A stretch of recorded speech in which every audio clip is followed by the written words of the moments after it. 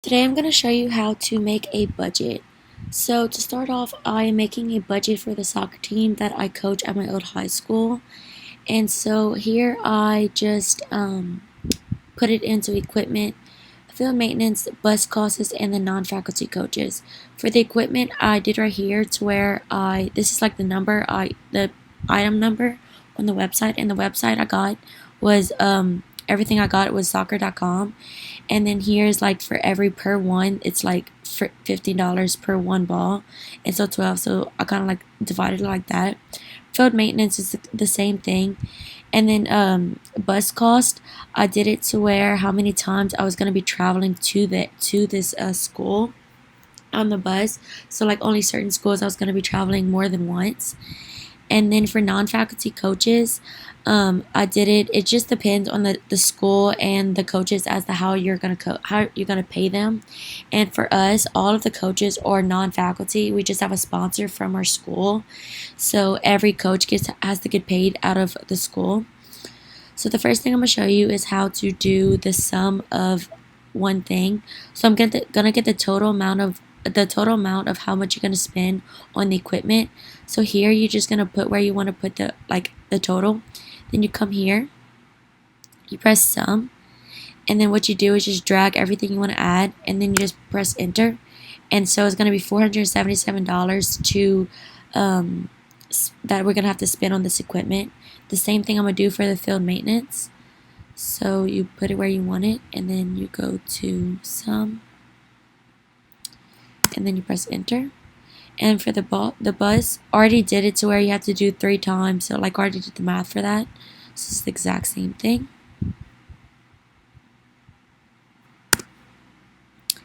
And then so here what I want to do is the grand total. So I want to know how much I'm going to be spending throughout the equipment, field maintenance, bus costs, and non-faculty coaches. So what you're going to have to do is place where you want to put it, and then you press sum. And so this one's going to be different because it's not right underneath each other, the total of each one I want to add. So what I'm going to do is press which one I want to put, then you press comma, and then you press the next one you want to put, comma, the next one you want to put, comma, and the next comma. And so then all you do is press total. And so this is the grand total that I'm going to be spending throughout the whole year that I'm going to have to buy all of these things.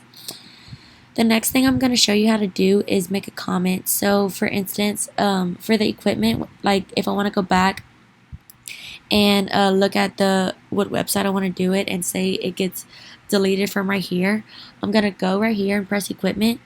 I'm going to press, well, first of all, I'm going to go to where is the website. I'm going to copy it. Then I'll go back to the equipment, and you go to the top right corner, you press comment, and then you just paste it right here. You press comment. So then you see how that's in the top right corner, they have this little bitty triangle type thing. That means that there's a comment there, and then like every time I just hover over it, the website's going to be there.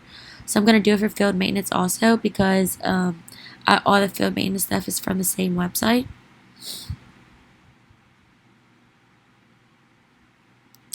And so the bus cost is just a website that we've always used to have like school buses and charter buses, and this is how you just go, and it charges you by hour of how long it's going to take to get there, and like of course the day, it is depending on the day that the game is also.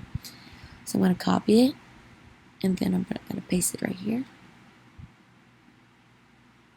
Oops.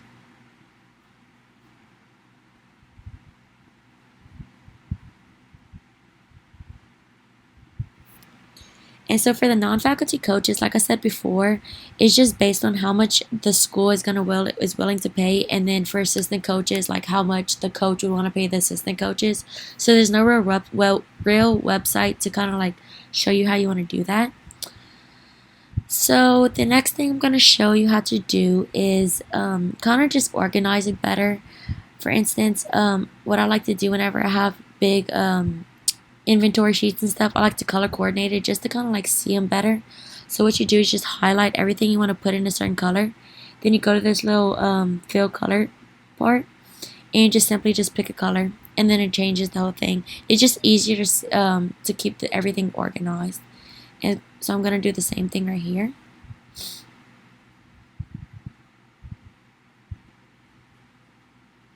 And then right here.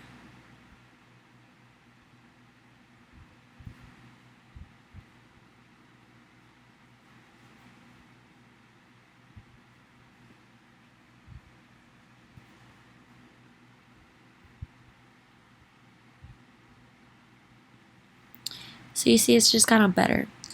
And so the next thing I'm going to show you how to do is use the filters. So as you see, this little green thing, it says turn off filter, turn on filter. So what you're going to do is press this drop down arrow. You're going to press create new filter view.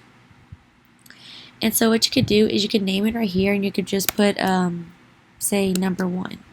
And so it's just kind of like based on like how you want to view things.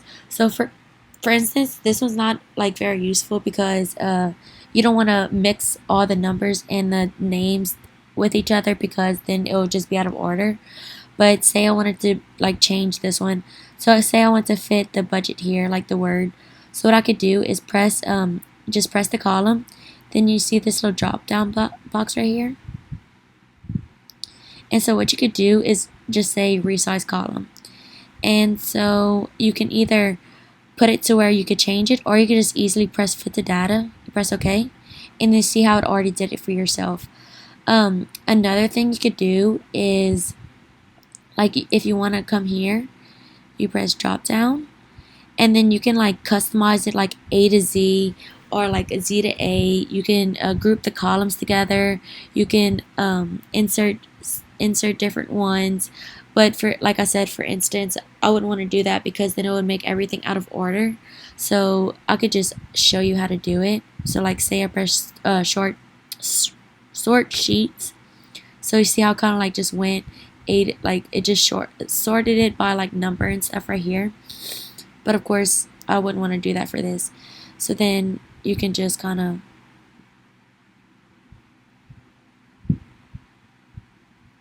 you leave it here, and then you see how it's kind of like it's already saved. So if you don't want it, then you go back to none, and then it goes back to normal, and then it's always going to be saved right here. For the salary base on the soccer team, it's kind of hard to base it off of what you want to start it off with, because for instance, for the equipment, I'm not going to have to buy practice balls every single year because they usually could stay good. Cones should be good. Pennies might get bad, but I should be able to wash them. Portable nets. The only thing that's gonna change, like that may stay the same, is if you have the same schedule as last year. But usually every other year, like every year, next year, if you're home, then you're gonna be away for a certain game, so it's going to be switched up anyways. And then like I said, for the non-faculty coaches, it's just kind of based on like how much the coach wants to pay and how much the school wants to pay the coach. So there's no really set salary that is going to be used for this type of budget.